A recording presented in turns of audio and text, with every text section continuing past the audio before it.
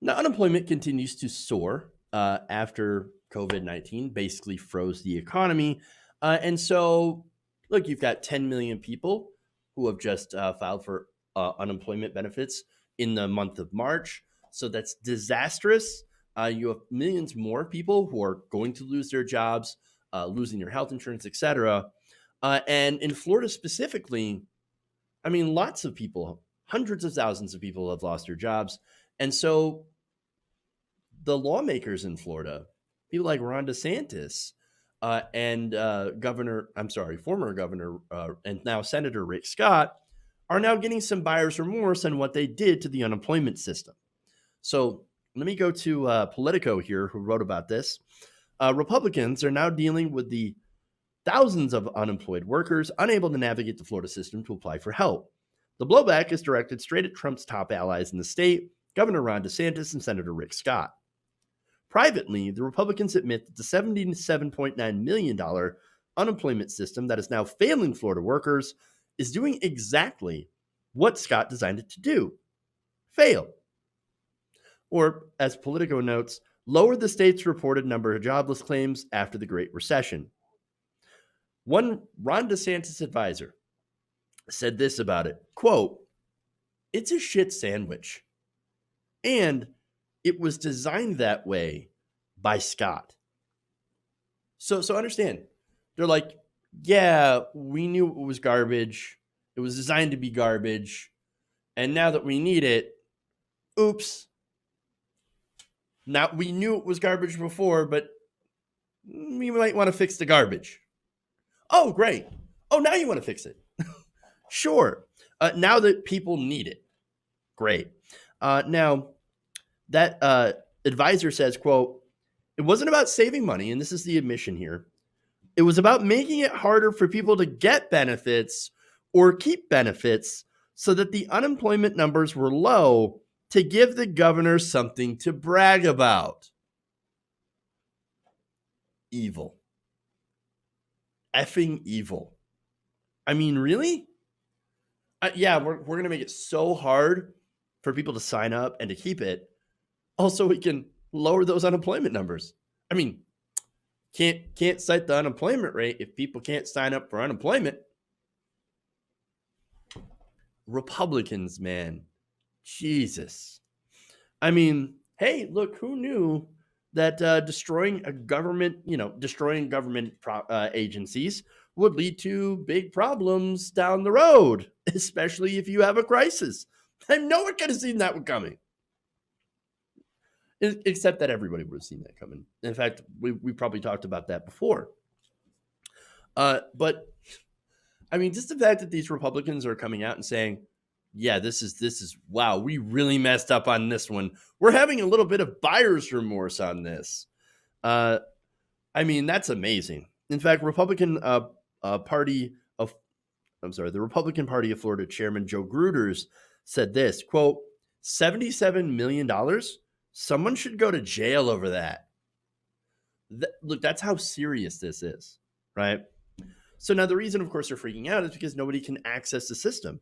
There are hundreds of thousands of Floridians that are out of work, and that system is so stressed and overwhelmed that people cannot even apply for benefits.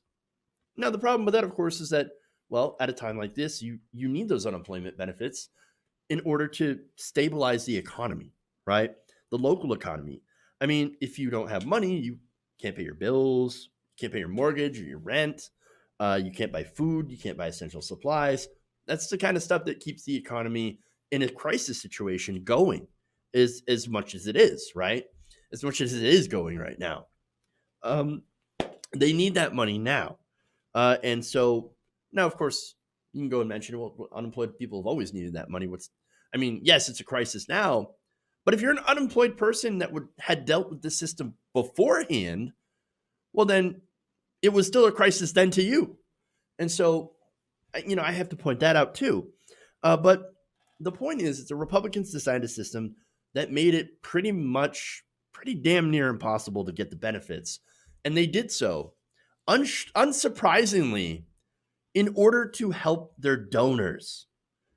Now, this is one of the most maddening pieces of this. They said that the online system was part of a series of changes designed to limit benefits. The ultimate goal, which it delivered on, was to lower unemployment taxes paid by Florida businesses. A 2011 analysis done by the Florida legislature estimated that the changes pushed by Rick Scott would save businesses more than $2.3 billion between 2011 and 2020. Huh. I mean, look, oh wow, changing the unemployment system to cut taxes for his donors? Of course. That's Republican 101. Let's screw up the system, help our donors, because nothing bad could ever, oops, looks like we just had a global pandemic. Now it's time to panic. As people try to get help, the system now crashes and denies them access. Nearly 400,000 people have managed to file claims in the last 2.5 weeks. It is not known how many have tried and failed. Most of those, by the way, and this is kind of the final insult of the system, most of those who submit applications will not qualify under Florida rules. And if you do qualify, the benefits that are paid out are some of the worst in the entire country. You know how much you get? $275 a week. Now, do the math on that, right? So it's about $1,100 a month, $13,000 a year, $13,200 specifically. But to put it in our figures, right? You come out to about $6.87 an hour. The federal minimum wage is $7.25. Unemployment benefits in this time of crisis are less in Florida than the federal minimum wage. Now, the reason that I point that out, the reason that's important is because people couldn't survive on the federal minimum wage. They can't. They can't survive on minimum wage at all. And so you have unemployment benefits that are even less than the federal minimum wage. How are people going to even attempt to survive on that, if they can even get it in the first place? I mean, it is such a ridiculous system. You cannot live off of that. And by the way, if you're thinking, well, you know, that $400 check, right? Stephen Mnuchin says, well, you can live off that for 10 weeks, $1,200. No, you can't. That one-time $1,200 check is nothing, is absolutely nothing. So it's going to get really, really bad for people. But that seems to be the least of the Republican worries in the state. Now, one Ron DeSantis advisor told Politico, quote, "This is horrible for people. I don't want to minimize that, but," and of course there's always a but, right? "If we have to look past the crisis, it's bad for the president and it's bad for the governor. I care more about my political career than regular people's troubles with the system that we intentionally effed up to help our corporate donors." Yeah. Now, there's more from this advisor. He said, quote, "Everyone we talk to in that office, when we ask him what happened, tells us the system was designed to fail. That's not a problem when unemployment is 2.8%. Well, it's a problem for those who are unemployed. But it's a problem now, and no system we have can handle 25,000 people a day. Well, maybe y'all should have thought about that before you went and broke the goddamn system." I mean, that thinking that, oh, nothing ever is going to happen. We're never going to have an economic downturn. When, by the way, the last economic downturn we had, the recession, was literally in 2008, 2009. And so, I mean, come on. Really? Really, guys? No, this entire thing just pulls the mask off of Republican ideology. Proves how it doesn't work, right? Austerity doesn't work. The dismantling of government, which is what old Republicans are trying to do, right? I mean, you know, let's cut regulations. Let's cut the size of government. We can't have big government. We're going to shut it down. We're going to give it all to private corporations, right? Because corporations Hey, in a crisis, corporations, they're going to do all the charity, right? So we're going to have charity. We're going to have corporations. We're going to have the markets step in. Oh, really? Where's the markets? Where are the markets? Are the markets helping us right now?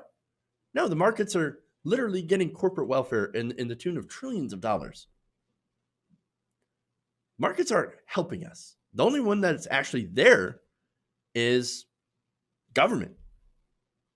And of course, if it's been broken, then it's not going to work correctly and people are not going to get the help they need. And I'm afraid, of course, that's going to reinforce their stereotype of, well, government doesn't work, so we just have to get rid of government.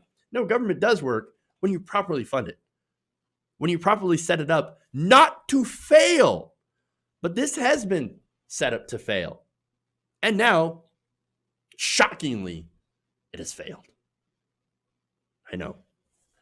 Look, in a crisis, you have to have responsible fact-based government, right?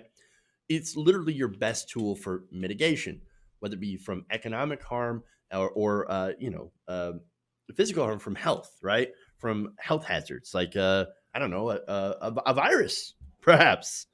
And look, it's the best tool for saving lives and delivering resources to the most vulnerable.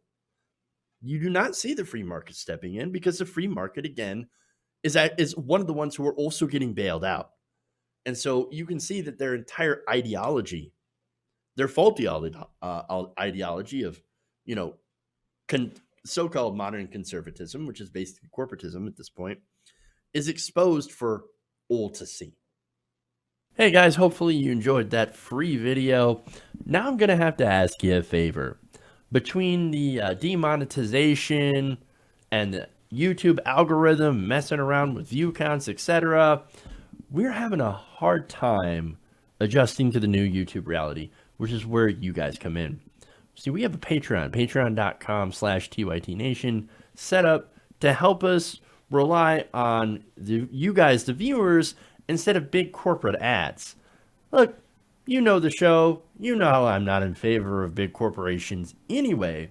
So help us transition away from relying on the ad model to pay the bills and sign up to be a patron, patreon.com/TYTNation. That goes a long way to help us keep the lights on. And you guys will know that you're supporting independent progressive media.